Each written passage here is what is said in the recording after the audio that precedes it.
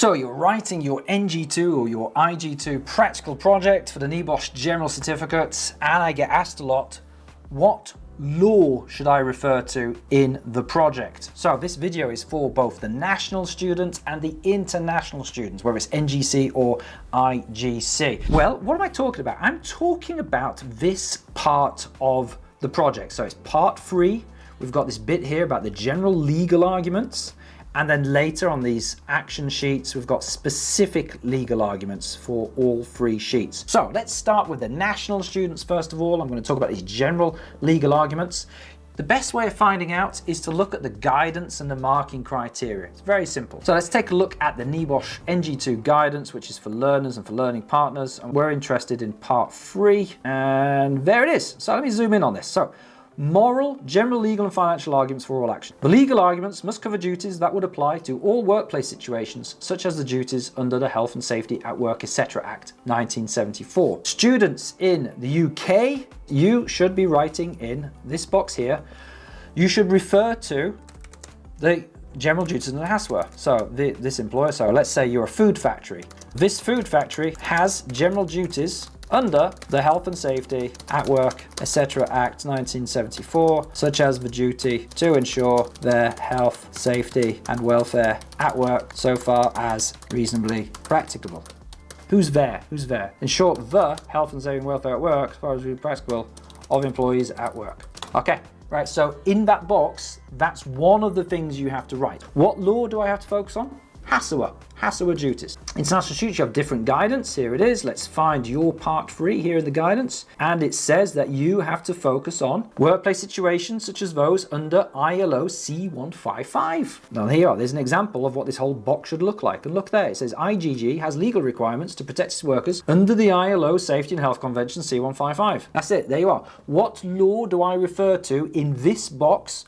C155 if you're an IGC student, or HASWA if you're an NGC student. Now what about the next box, the next one here? So on these action sheets, you've got these specific legal arguments. Well, let's take a look at what the guidance says. National students, UK students, come back for a moment. It says here, your legal argument must reference relevant UK specific, so UK legislation, not ISO standards, not something outside of the UK specific legislation. So it's got to be law. Now, I've seen some students use guidance documents like HSG 65, HSG 174, whatever that is. No, we don't want guidance documents here. We want law, legislation. So it gives the example of the COSH regulations, the Control of Substances, Hazardous Health Regulations 2002. COSH regulations, Noise at Work regulations, the Control of Asbestos at Work regulations, PPE equipment regulations, the PUA regulations, the actual regulation. Now it says specific. UK specific. Here's the thing. You can use HASWA if there's no other specific legislation you can use. But where there is some specific legislation, you should use that instead. Here we've got a work at height action in the sample. Work at height is covered not just by HASWA, but by the work at height regulations. So use the work at height regs, and you can see here it's done it. It's under the work at height regulations 2005, here's the duty. If you've got a chemical action, it's the COSH regulations. If it's a lifting equipment action, use the LOLA regulations. But some hazards don't have a regulation, like lone working.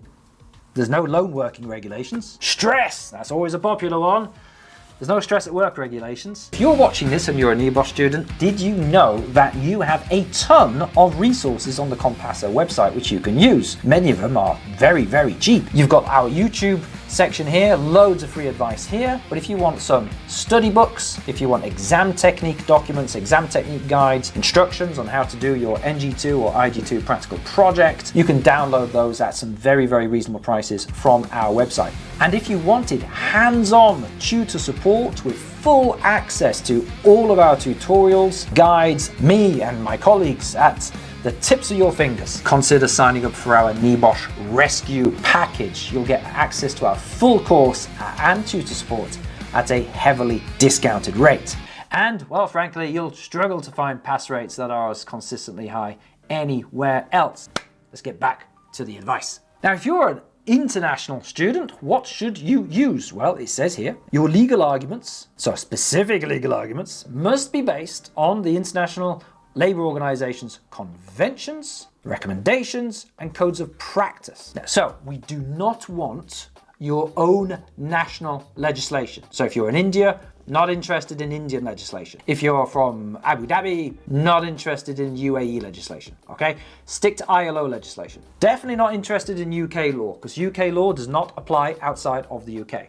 And we're not interested in guidance documents, ISO guidance documents, codes of practice, international codes of practice. Not interested, it's not law, it does not apply. Now, don't just use the general C155 duties for this. No, there are other more relevant codes of practice. So for example, if you have a chemical action, you should use the ILO Chemical Convention. Is there one? Yes, there is one. Let's take a look. ILO Chemical Convention. Boom. There we are, C170. Responsibilities of employers. So there's a lot of stuff there for the responsibilities of employers. There's stuff here about the exposure as well. Operational control. It's like, take your pick. You've got loads of different duties. You could just say, the employer has a duty under ILO Convention C170 to do what? To do what? Well, it says here in the guidance, it says, please note, you're not expected to include detailed descriptions of the articles and conventions. In other words, you're not expected to copy and paste a massive chunk of the convention. No. It says, you just need to say what the duties are. You just need to say what the duties are. For example, you could say that your employer has a duty to ensure that equipment under their control is safe to use. So you could, for this, you could just say, the employer has a duty to choose chemicals that eliminate or minimize the risk. So if your action is to replace this chemical with a safer chemical, you could say, the employer under C170, the Chemical Convention, has a duty to choose chemicals that eliminate or minimize the risk. Done. And then explain, by using a chemical which is unsafe, they are breaching that duty. So let's take a look at the sample which we've got here. It talks about the ILO Convention C155 and R164, requires employers to make sure processes are safe. Right? That's okay, but then it gives a specific one. It gives the ILO Code of Practice, safety and use of chemicals at work. Brilliant. It gives specific advice on the appropriate measures that employers must make to protect workers against the risks identified by an assessment of risk. So there we are. So use a law which is specific to the hazard. That could be a convention, recommendation, or code of practice. And if you're in the UK, use UK law. And if you're an international student outside of the UK, use ILO conventions, recommendations, or codes of practice. Hope you found that useful. Make sure you subscribe if you found this useful. Make sure you like the video. And if you have any questions whatsoever, please drop me a comment below and I'll do my very best to answer those.